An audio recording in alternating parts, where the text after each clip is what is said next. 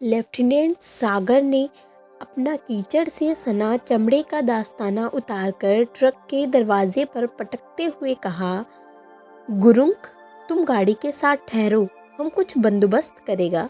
गुरुंग सड़क से जूतों की एड़ियां चटका कर बोला, ठीक है साहब। सांझ हो रही थी। 3 दिन मूसलाधार बारिश के कारण नौगांव में रुके रहने के बाद दोपहर को थोड़ी देर के लिए आकाश खुला तो लेफ्टिनेंट सागर ने और देर करना ठीक क्या ना समझा। आगे जाने के लिए वह इतना उतावला हो रहा था कि उसने लोगों की चेतावनी को अनावश्यक सावधानी माना और यह सोचकर कि वह कम से कम शिवसागर तो जा ही रहेगा। रात तक वह चल पड़ा। जोरहाट पहुंचने तक शाम हो गई, पर उसे शिवसागर के मंदिर देखने का इतना चाव था कि रुका नहीं। जल्दी से चाय पीकर आगे बढ़ा। रात जोरहाट में रहे तो सवेरे चलकर सीधे डिब्रूगढ़ जाना होगा। रात शिवसागर में रहकर सवेरे वह मंदिर और ताल को देख सकेगा। शिवसागर, रुद्र सागर, जय सागर, कैसे सुंदर नाम है। सागर कहलाते हैं। बड़े बड़े ताल होंगे और प्रत्येक के किनारे पर बना मंदिर कितना सुंदर दिखता होगा। असमिया लोग हैं भी बड़े साफ सुथरे, इतने स्वच्छ, उनके गांव इतने स्वच्छ होते हैं। तो मंदिरों का क्या कहना। शिवदोल, रुद्रदोल कहना कैसी सुंदर कवि कल्पना है। सचमुच जब ताल के जल में मंद मंद हवा से सहरती चांदनी में मंदिर के कुहासे सी परछाई डोलती होगी, तब मंदिर सचमुच सुंदर हिंडोले सा दिखता होगा। इसी उत्साह के लिए वह बढ़ता जा रहा था। 35 मील का क्या है, घंटे भर की बात है। लेकिन 7 मील बाकी थे कि गाड़ी कच्ची सड़क के कीचड़ में फंस गई। पहले तो स्टीयरिंग ऐसा मक्खन सा नरम चला मानो गाड़ी नहीं नाव की पतवार हो और नाव बड़ी से भंवर में हिचकोले खाती झूम रही हो। फिर लेफ्टिनेंट के संभालते संभालते गाड़ी धीमी होकर रुक गई। यद्यपि पहियों के घूमते रहकर कीचड़ उछालने की आवाज आती रही। इसके लिए साधारणतया तैयार होकर ही ट्रक चलते थे, परंतु बेलचा निकाला गया। कीचड़ साफ करने की कोशिश हुई, लेकिन कीचड़ गहरा और पतला था। बेलचे का नहीं, पंप का काम था। फिर टायरों को लोहे की जंजीरें चढ़ाई गईं। पहिए घूमने पर कहीं पकड़ने को कुछ मिले तो गाड़ी आगे ठीले मगर चलने की कोशिश पर लीक गहरी करती गई और ट्रक धंसता गया। यहाँ तक कि नीचे का गियर बॉक्स भी कीचड़ में डूबने का हो गया। मानो इतना काफी ना हो, तभी इंजन ने 2-4 बार फट फट फटर का शब्द किया और चुप हो गया। फिर स्टार्ट ही ना हुआ। अंधेरे में गुरुंग का मुंह नहीं दिखता था और लेफ्टिनेंट ने मन ही मन संतोष किया कि गुरुंग को उसका मुंह नहीं दिखता होगा। गुरुंग गोरखा था और फौजी गोरखों की भाषा कम से कम भावना की दृष्टि से गूंगी होती है, मगर आंखें या चेहरे की झुर्रियां सब समय गूंगी नहीं होती। और इस समय अगर उनमें लेफ्टिनेंट साहब की भावुक उतावली पर विनोद का आभास भी दिख गया तो दोनों में मूक वैमनस्य की एक दीवार खड़ी हो जाएगी। तभी सागर ने दास्ताने फेंक कर कहा, हम बंदोबस्त करेगा, और पिच पिच कीचड़ में जमा कर बूट रखता हुआ आगे बढ़ गया। कहने को तो उसने कह दिया, पर वह बंदोबस्त करेगा क्या रात में। बादल फिर घिरने लगे। शिवसागर मील तो दूसरे सागर भी 3-4 मील तो होंगे, और क्या जाने कोई बस्ती भी होगी कि नहीं। और जय सागर तो बड़े बीहड़ मैदान के बीच में है।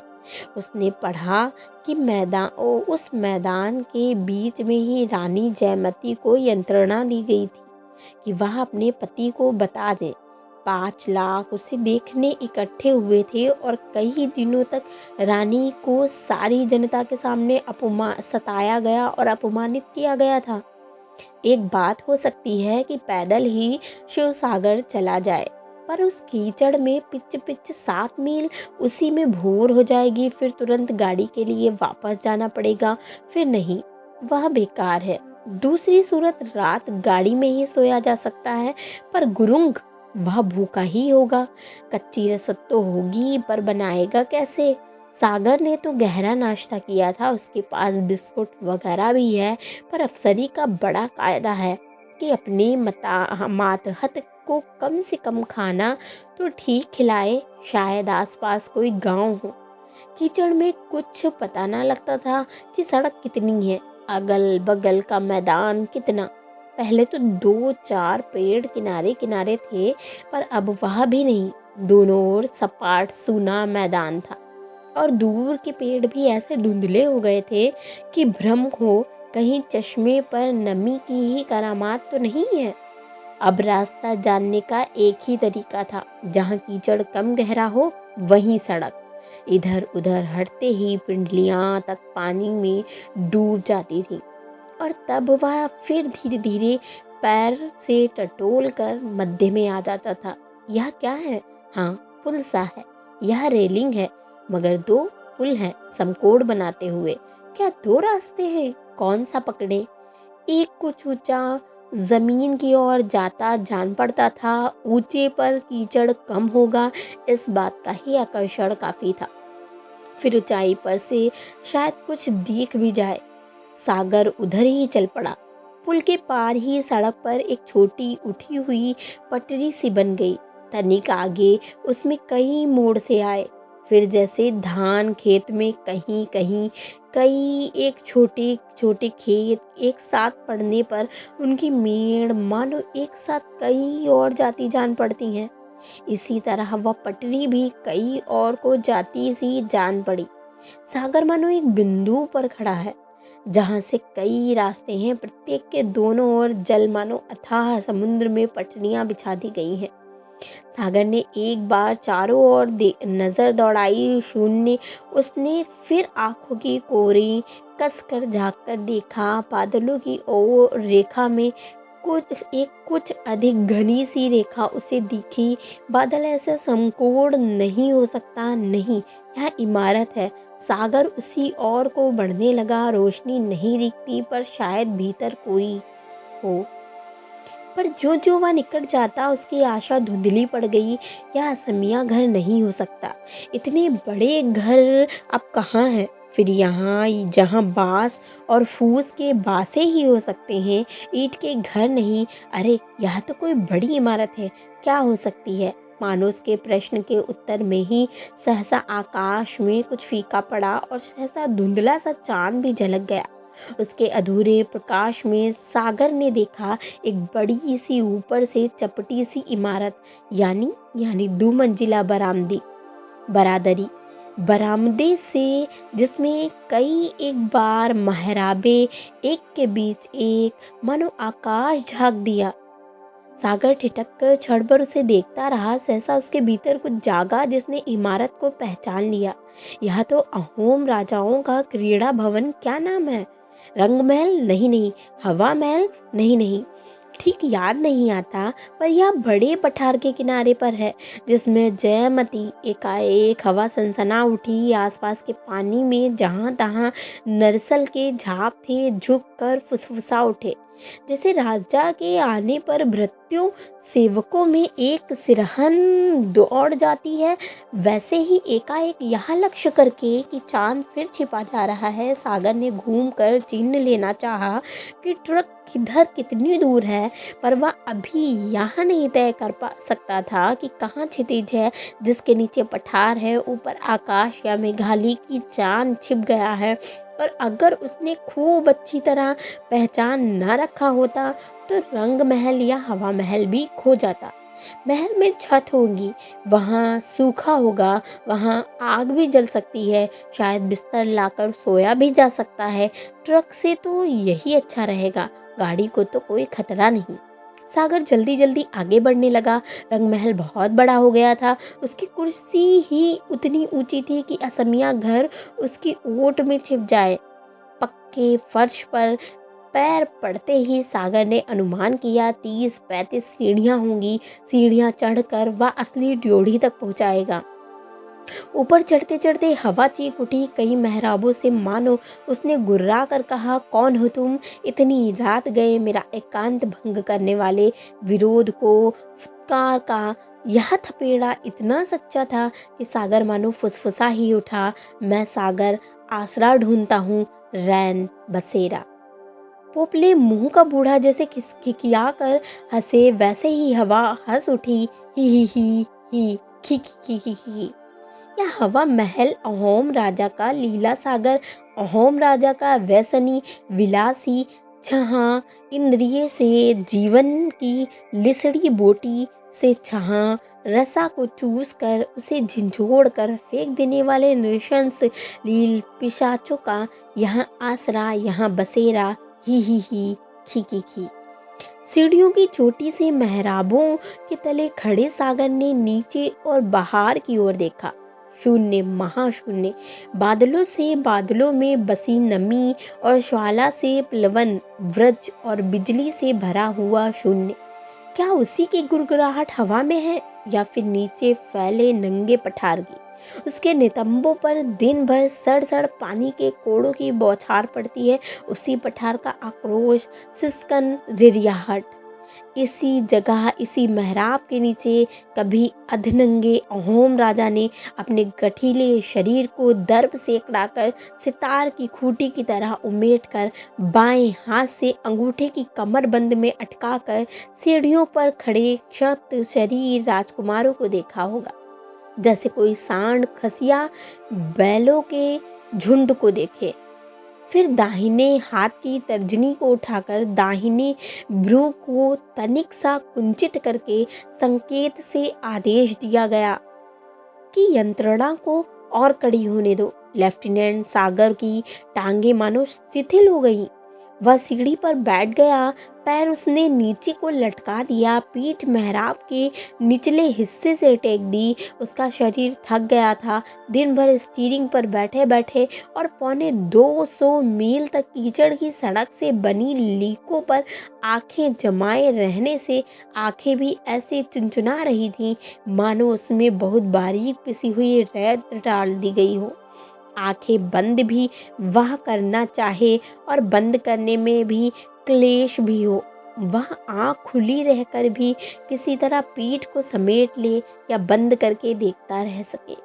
अहोम राजा चूलिका का राजा में ईश्वर का अंश होता है। ऐसे अंधविश्वास पालने वाले अहोम जाति के लिए यह मानना स्वाभाविक ही था कि राजकुल का अक्षत शरीर व्यक्ति ही राजा हो सकता है। जिसके शरीर में कोई शत, उसमें देवत्व है। उसमें देवत्व का अंश कैसे रह सकता है? देवत्व और शून्य नहीं, ईश्वरत्व अक्षुण्ण ही होता है और राजा शरीर अक्षत। अहोम परंपरा के अनुसार कुल घात के सेतु से पार होकर चूलिका का भी राज सिंहासन पर पहुंचा, लेकिन वह सेतु सदा के लिए खुला रहे, इसके लिए उसने एक अत्यंत नृशंस उपाय सोचा। अक्षत शरीर राजकुमार ही राजा हो सकते हैं, अतः सारे अक्षत शरीर राजकुमार उसके प्रतिस्पर्धी और संभाव्य घातक हो सकते हैं। उनके निराकरण का उपाय यह है कि सबका एक एक कान या छुगनी कटवा ली जाए, हत्या भी ना करनी पड़े, मार्ग के रोड़े भी हट जाएं, लाठी ना टूटे, सांप भी ना मरे, पर उसके विषदंत उखड़ जाएं। शत्रु शरीर कन कटे या छुगनी कटे राजकुमार राजा हो ही नहीं सकेंगे, तब उन्हें राजघात का लोभ भी ना सताएगा। चूलिका फा ने सेनापति को बुलाकर गुप्त आज्ञा दी कि रात में चुपचाप राजकुल के प्रत्येक व्यक्ति के कान या छुगनी काटकर प्रातःकाल दरबार में राज चरणों में अर्पित किए जाएं और प्रातःकाल वहीं रंगमहल की सीढ़ियों पर उसके चरणों में यह विभत्स ऊपर चढ़ाया गया होगा। और उसने उसी दर्प आवाज में होठों की तार सी तनी पतली रेखा को तनिक मांड सी देकर शब्द किया होगा, हूँ, और रक्त सने थाल को पैर से तनिक सा ठुकरा दिया होगा। चूलिका का निष्कंटक राजा, लेकिन नहीं, यह तीर सा कैसा साल गया। एक राजकुमार भाग गया, अक्षत। लेफ्टिनेंट सागर मानो चूलिका के चित्कार को स्पष्ट सुन सका। अक्षत भाग गया। वहां सामने लेफ्टिनेंट ने भी फिर आंखों को कसकर बादलों की दरारों को भेदने की कोशिश की। वहां अपने आप को कहीं नगा पर्वत श्रेणी है। वनवासी भी नगा जातियों से अहोम राजाओं की कभी नहीं बनी। वे अपने पर्वतों के नंगे राजा थे। वे अपनी समतल भूमि के कोशे पहनकर भी अधनंगे रहने वाले महाराज। पीढ़ियों के युद्ध के बाद दोनों ने अपनी अपनी सीमाएं बांध ली थीं और कोई किसी से छेड़छाड़ नहीं करता था। केवल सीमा प्रदेश पर पड़ने वाली नमक की झीलों के लिए युद्ध होता था, क्योंकि नमक दोनों को ही चाहिए था। पर अहोम राजाओं को अहोम राजद्रोही नगा जातियों के सरदार के पास आश्रय पाए असहाय है, असहाय। हवा ने साय साय करके दाद दी, असहाय। मानो चूलिका फाके विवश क्रोध की लंबी सांस सागर की देह को छू गई। यहीं खड़े होकर उसने वह सांस खींची होगी। उसे मेहराब ही की ईंट ईंट में उसके सुलगते वायु कण बसे होंगे। लेकिन जाएगा कहाँ उसकी वधु? तो वह जानेगा उसका पति कहाँ है। उसे जानना होगा। जयमती अहोम राज्य की अद्वितीय सुंदरी, जनता की लाडली होने दो। चूलिका का राजा है। वह शत्रु विहीन निष्कंटक राज्य करना चाहता है। जयमती के पति का पता देना होगा, उसे पकड़वाना होगा। चूलिका का वह प्राण नहीं चाहता, केवल एक कान चाहता है, या एक छुगनी, चाहे बात बाएं हाथ की छुगनी क्यों नहीं बताएगी जयमती। वह प्रजा है। प्रजा की हड्डी बोटी पर भी राजा का अधिकार होता है। बहुत ही छोटे एक क्षण के लिए चांद झलक गया। सागर ने देखा, सामने खुला आकारहीन, दिशाहीन, मनातीत निराविस्तार, जिसमें नरसलोगे साए साए हवा का असंख्य कराहटों के साथ रोना, उसे घेरे हुए मेहराबों की क्रुद्ध सांसों की सी फुंकार। चांद फिर छिप गया और पानी की नई बौछार के साथ सागर ने आंखें बंद कर ली। असंख्य सहमी हुई कराहें और पानी की मार जैसे जैसे नंगे चूतड़ों पर से दिया प्रांत के लचीले बेतों के सड़ाक सड़ाक सा दिया था। शव दिया। कब किसका शव वहां मिलता था याद नहीं आता, पर था शव जरूर। किसका शव? नहीं, जयमती का नहीं। वह तो उन 5 लाख बेबस देखने वालों के सामने एक लकड़ी के मंच पर खड़ी है, अपनी ही अस्पृश्य लज्जा में, अभेद्य मौन में, अटूट संकल्प और दुर्दमनीय स्पर्धा में लिपटी हुई। 7 दिन की भूखी प्यासी, घास और रक्त की कीच से लथपथ, लेकिन शेषनाग के माथे में ठुकी हुई कीलों की भांति अडिग, आकाश को छूने वाली शिखासी, निष्कंप। लेकिन यह क्या? सागर तिलमिला उठ बैठा, मानो अंधेरे में भुतई सी दीख पड़ने वाली वह लाखों की भीड़ भी कांप कर फिर जड़ हो गई हो। जयमती के गले से एक बड़ी तीखी करोड़ चीख भारी वायुमंडल को भेद रही है, जैसे किसी थुल थुल कछुए के पेट के मछेर की बंसी। सागर ने बड़ी जोर से मुट्ठियां भींच ली। क्या जयमती टूट गई? नहीं, यह नहीं हो सकता। नरसलों की तरह बिना रीढ़ के गिरती पड़ती इस लाख जनता के बीच वहीं तो देवदारू सी तनी खड़ी है, मानवता की ज्योति शलाका। सहसा उसके पीछे से एक तृप्त रूखी आवाज, भरी हंसी से पीतल की तरह झंझनाते स्वर में ने कहा, मैं राजा हूँ। सागर ने चौंक कर मुड़ कर देखा।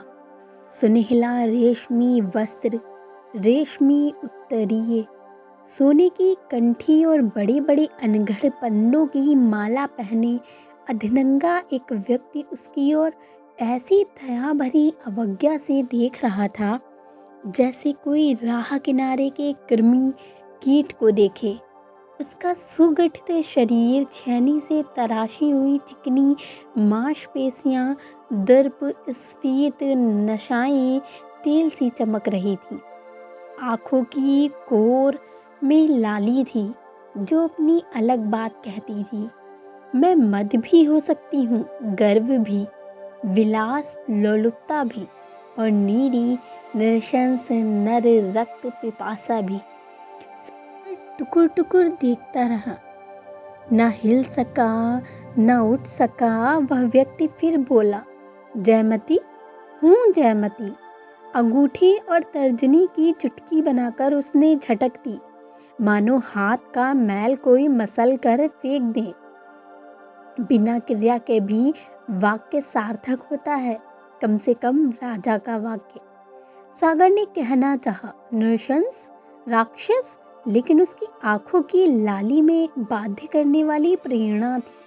सागर ने उसकी दृष्टि का अनुसरण करते हुए देखा, जयमती सचमुच लड़खड़ा गई थी। चीखने के बाद उसका शरीर ढीला होकर लटक गया था। कोड़ों की मार रुक गई थी। जनता सांस रोके खड़ी थी। सागर ने भी सांस रोक ली। तब मानो स्तब्धता में उसे अधिक स्पष्ट दिखने लगा। जयमती के सामने एक नया बांका खड़ा था। सिर पर कलगी, गले में लकड़ी के मुंडों की माला, मुंह पर रंग की व्योघ्रोपम। सागर ने भी सांस रोक ली।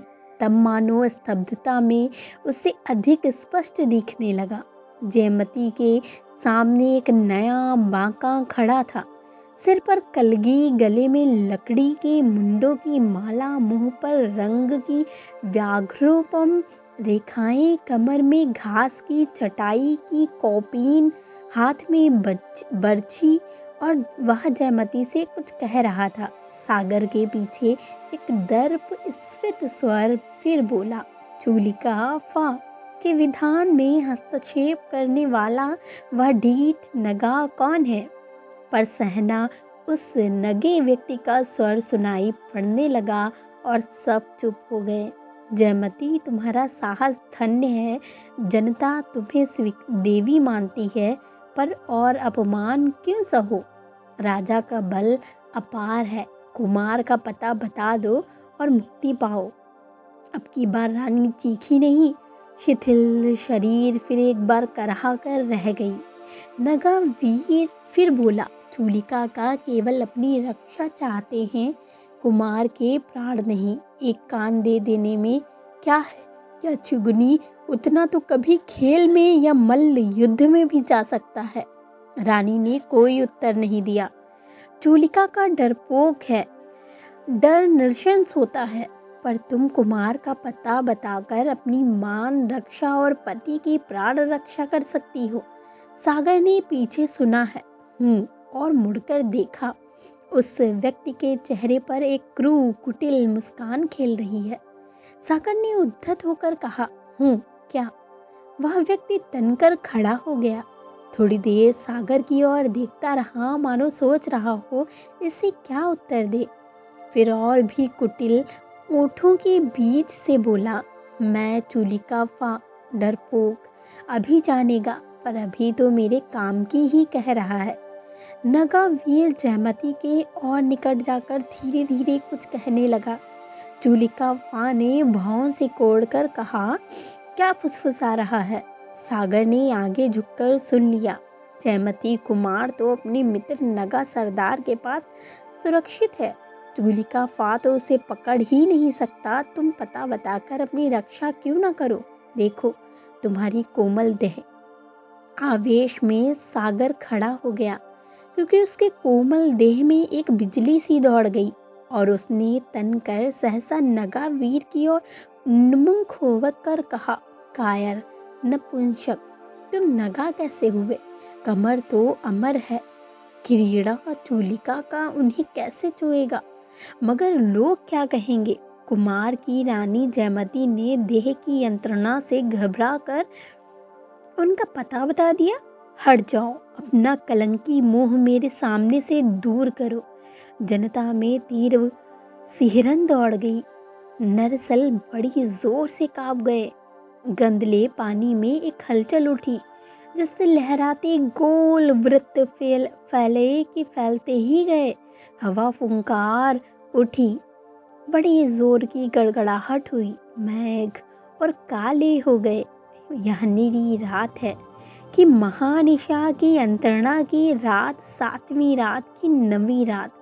और जयमती क्या बोल भी नहीं सकती है? क्या यह उसके दृढ़ संकल्प का मौन है कि अशक्तता का? और यह वही भीड़ है, नई भीड़, वही नगा वीर की दूसरा कोई भीड़ में कई नगे बिखरे हैं। चूलिका फा ने कटु स्वर में कहा, फिर आया वह नगा। नगावीर ने पुकार कर कहा, जयमती रानी, जयमती। रानी हिली डुली नहीं। वीर फिर बोला, रानी, मैं उसी नगा सरदार का दूत हूँ जिसके यहाँ कुमार ने शरण ली है। मेरी बात सुनो। रानी का शरीर कांप गया। वह एक टक आंखों से उसे देखने लगी, कुछ बोली नहीं, बोल सकी नहीं। चूलिका फा ने वहीं से आदेश दिया, पानी दो इसे, बोलने दो। किसी ने रानी के ओठों पर की ओर पानी बढ़ाया। वह थोड़ी देर मिट्टी के कटोरे की ओर वित्रष्ण दृष्टि से देखती रही। फिर उसने आंख भर कर नगा युवक की ओर देखा, फिर एक घूंट पी लिया।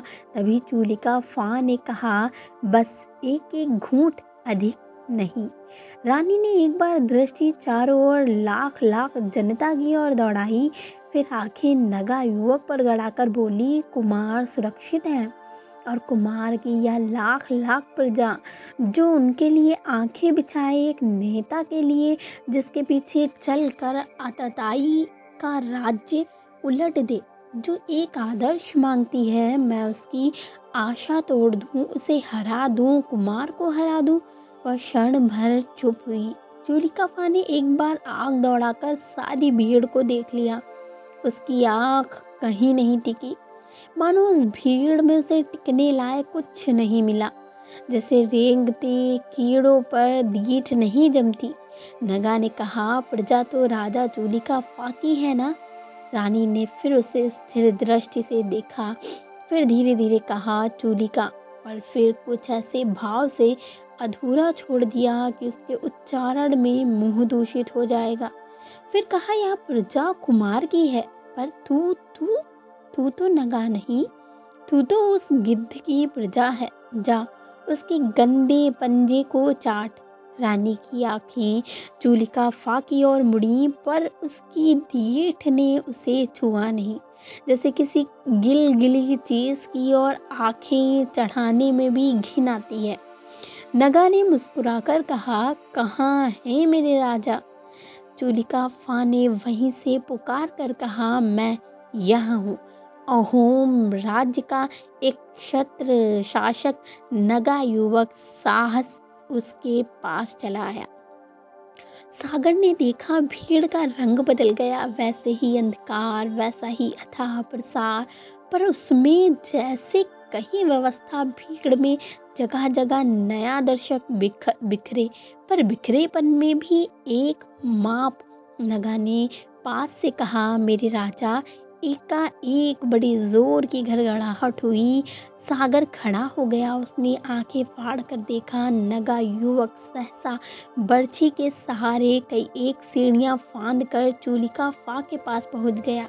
बर्छी सीढ़ी की ईंटों की दरार में फंसी रह गई, पर नगा चूलिका फा के धक्के से गिरकर उसकी छाती पर चढ़ गया। उधर जनता में एक बिजली कड़क गई। कुमार की जय।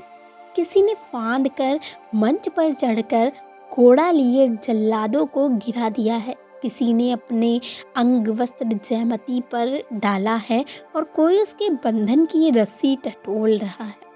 पर चूलिका फा और नगा सागर मंत्रमुग्ध खड़ा था। उसकी दीठ चूलिका फा पर जमी थी। सहसा उसने देखा, नगा तो निहत्था है, पर नीचे पड़े चूलिका फा के हाथ में एक चंद्राकार डाऊ है, जो वह नगा के कान के पीछे साध रहा है। नगा को ध्यान नहीं है, मगर चूलिका फा की आंखों में पहचान है कि नगा और कोई नहीं, स्वयं कुमार है और वह डाव साध रहा है। कुमार छाती पर है पर मर जाएगा, यह शक्त भी हो गया। चोलिका फाही मर गया तो भी अगर कुमार छुत हो गया तो सागर उछला वह चोलिका फा का हाथ पकड़ लेगा, डाव छीन लेगा। पर वह असावधानी से उछला था, उसका कीचड़ सना बूट सीढ़ी पर फिसल गया और वह लुढ़कता पुढ़कता नीचे जा गिरा। अब चोलिका फा का हाथ सध गया है, डाव पर उसकी पकड़ कड़ी हो गई है।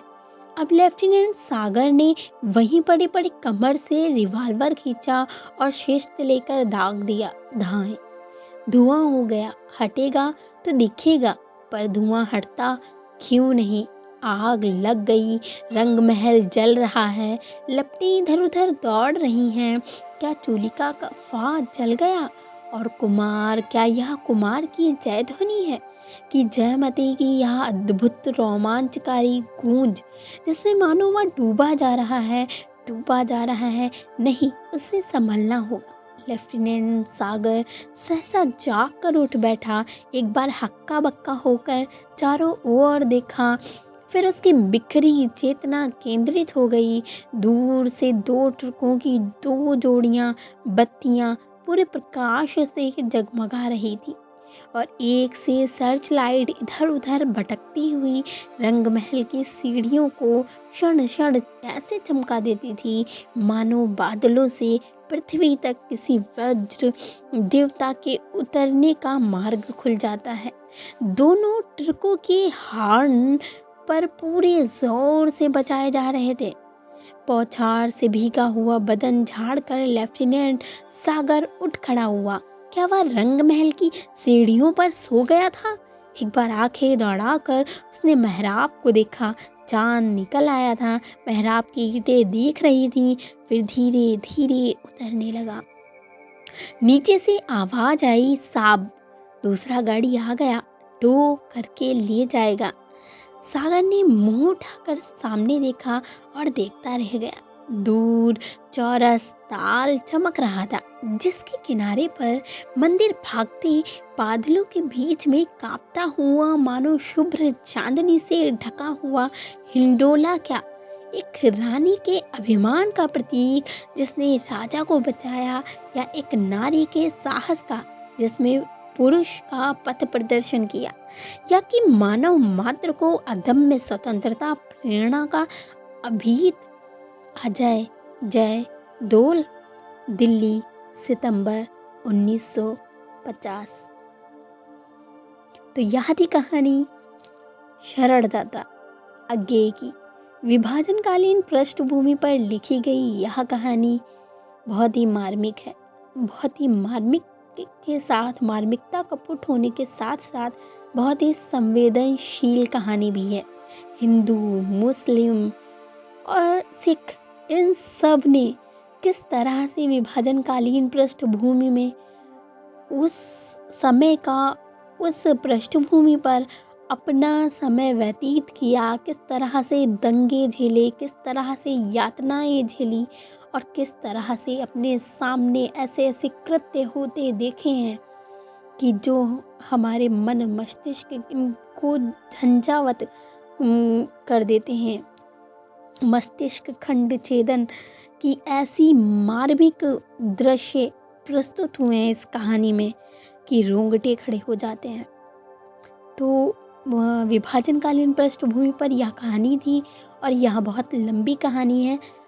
आगे की शरणदाता, अगर हमें क्या बोलते हैं, अगर हमें परीक्षा की दृष्टि से देखना है तो हमें इसे संक्षिप्त रूप से समझना होगा, क्योंकि कुछ ऐसे कोटेशन आए, कुछ ऐसे वाक्य आए, कुछ ऐसे संवाद इस कहानी में आए हैं, कुछ ऐसे दृश्य आए हैं जिनके हिसाब से, जिनके लिहाज से यह कहानी बहुत महत्वपूर्ण हो जाती है।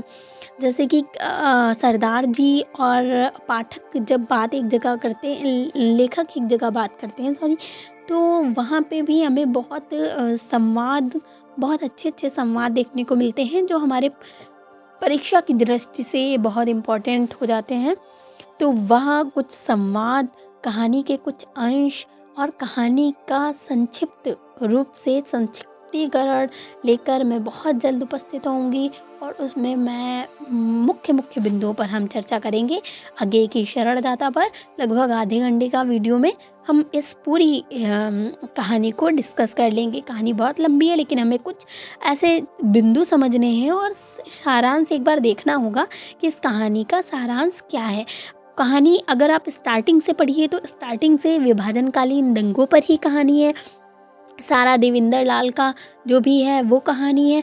उसके बाद में कैसे देवेंद्र लाल को बचाता है एक मुस्लिम, फिर वो रफ़ीकुद्दीन और फिर वो दूसरे के घर चले जाते हैं और किस तरह से उन्हें खाने में जहर दिया जाता है लेकिन फिर वो बच के आ जाते हैं। फिर वो कहानी का एक पड़ाव है। फिर हम अगर दूसरा कहानी का पड़ाव देखते हैं तो हमें दिखता है कि किस तरह से एक सिख हैं और सिख किस तरह से हमें मुस्लिम समाज की जो महिलाएं हैं वो जब चढ़ती हैं ट्रेन में तो जो पाकिस्तान लोग जा रहे होते हैं, शरणार्थी होते हैं यहाँ से मतलब हिंदुस्तान से जो पाकिस्तान को मुस्लिम जा रहे होते हैं तो किस तरह से कि कुछ मुस्लिम उसमें चढ़ जाते हैं लेकिन जो अमीर होते हैं वही बैठे रहते हैं रेलगाड़ी में और बाकी जो होते हैं उन्हें ट्रेन से नीचे उतार देते हैं क्योंकि वो प्रभुत्व आ जाता है, वो सत्ता का और या तो कह लीजिए अमीर और गरीब का भेदभाव और इस तरह से वो उतार देते हैं। वहाँ पे किस तरह से इस्लामिक व्याख्या होती है वहाँ पे और वहाँ जब हम देवेंद्र लाल वाला पढ़ते हैं तो वहाँ पे किस तरह से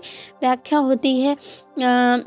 हिंदू समाज को दिखाया जाता है, इधर मुस्लिम समाज को दिखाया जाता है। फिर उसके बाद में सिख समाज हमारा आता है और सिख समाज में सरदार जी और बंगाल का एक प्रकरण है। ये सब चीज़ों की ये सारी चीज़ों की घटना के माध्यम से बहुत ही मार्मिक दृश्य प्रस्तुत किए गए हैं और उसके पश्चात किस तरह से जो एक सिख है वो जब अलीगढ़ एक महिला जा रही होती है तो किस तरह से उसे बचाता है, उसको सुरक्षा का भाव उसके अंदर लाता है और किस तरह से हिंदू मुस्लिम सिख ईसाई एकता का प्रतीक वहाँ पे अज्ञे ने दिखाया है। तो यह सब जानने के लिए और विभाजनकालीन पृष्ठभूमि का मनोवैज्ञानिक चित्रण करने के लिए या मनोविज्ञान जानने के लिए हमें बहुत ज़रूरी हो जाता है कि हम विभाजनकालीन जो पृष्ठभूमि पर लिखे गए उपन्यास हैं या विभाजनकालीन पृष्ठभूमि पर लिखी गई कहानियाँ हैं उनको बहुत ही गहराई से पढ़ें और प्रत्येक पात्र का गहराई से अंकन भी करें। और प्रत्येक पात्र का मुझे लगता है कि तब तक हम अंकन नहीं कर सकते हैं जब तक हम हर पात्र का मनोवैज्ञानिक आधार पर अंकन ना करें, मनोवैज्ञानिक आधार पर चित्रण ना करें, हम उस पात्र का मनोविज्ञान ना समझ लें। और मनोविज्ञान समझने के लिए हमें सबसे पहले मानवता की पृष्ठभूमि पर ही जाना होगा और मानवता की पृष्ठभूमि पर जाने से पहले हमें सामान्य मानव रहकर ही उस पात्र का अंकन करना होगा क्योंकि यदि हम विशिष्ट मानव प्रजाति का अंकन करने लगते हैं तो वह संपूर्ण समाज पर लागू नहीं होता या संपूर्ण समुदाय पर लागू नहीं होता। कोई ना कोई ऐसा होता है हर समाज में, हर समुदाय में जो लीक से हटकर बात करता है। हमें लीक से हटकर बात करने वालों की अगर हमें कल्पना करनी है या हमें उनका अंकन करना है तो हमें थोड़ा अलग हम व्यक्तिगत रूप से कर सकते हैं। हम केस स्टडी कर सकते हैं, उसके ऊपर केस रिसर्च कर सकते हैं। बट हमें अगर सामूहिक रूप से देखना है, सामाजिक स्तर पर देखना है तो हम पूरे समुदाय के सामान्य लोगों को ही देखकर पूरे संपूर्ण समाज का सैंपल लेकर सैम्पलिंग कर सकते हैं या दृश्यीकरण कर सकते हैं रैंडमली। ठीक है, तो आई होप आपको ये कहानी अच्छी लगी होगी और समझ में आई होगी और आप इससे जुड़ पाए होंगे इस कहानी से। लेकिन मुझे कहीं ना कहीं लगता है कि जहाँ तक दंगे, विभाजन और इन सब चीज़ों की बात हो रही होती है, हिंदू मुस्लिम सिख ईसाई, हमको कहानी में एक लयात्मकता नज़र आती है और हम कहानी से जुड़ाव महसूस करते हैं। लेकिन जैसे ही जो लास्ट वाला प्रकरण है लेफ्टिनेंट सागर वाला, वो कहानी आती है तो उसमें हमें बहुत अंदर तक जाकर तब उस कहानी के मर्म को समझना होगा, क्योंकि उस कहानी में सबसे लास्ट का जो इस कहानी में सबसे लास्ट का प्रकरण है 1950 वाला, उसको समझने के लिए हमें प्रतीकों आगे की भाषा प्रतीकों की भाषा है, तो हमें प्रतीक समझने पड़ेंगे, हमें रूपक जानने होंगे, तभी हम लास्ट वाला जो वो प्रकरण है 1950 वाला, तब हम उसको व्यवस्थित ढंग से समझ सकेंगे, राजा रानी और जयमती वाला, सागर वाला। तो मैं कोशिश करूँगी कि मैं बहुत जल्द एक शॉर्ट वीडियो लेके आऊँ, जो भी हमारी लंबी कहानियाँ हैं, जैसे कि परिंदे हो गई, जैसे कि शरणदाता हो गई, जैसे कि मलबे का मालिक हो गई। तो इन कहानियों पे बहुत छोटे छोटे वीडियोज़ में के माध्यम से आपको मतलब जितना ज़रूरी है परीक्षा की दृष्टि से, उतना आप जान सकें और समझ सकें कि ये कहानी के अंदर क्या क्या है, बहुत कम शब्दों में। जिन लोगों के पास वक्त है, मैं कोशिश करूँगी, मैं कहूँगी कि आप कहानी पढ़िए। अगर आपके पास वक्त है तो पूरी कहानी पढ़िए, आप साहित्य के विद्यार्थी हैं, और नहीं पढ़ सकते हैं तो आप सुन लीजिए और कोशिश करिए कि पढ़िए भी। सुन लीजिए वो अलग बात है, क्योंकि जब हम कोई चीज़ सुनते हैं तो हमें पढ़ते भी हैं और फिर सुन लेते हैं, तो जो चीज़ हम नोटिस नहीं कर पाते, शायद वो जो पढ़ रहा है, जो वाचन करता है, वो शायद ज़्यादा फोर्सेबल तरीके से पढ़ाए या फोर्सफुली उस चीज़ को इंगित करे, तो हम ज़्यादा अच्छे से समझ पाते हैं।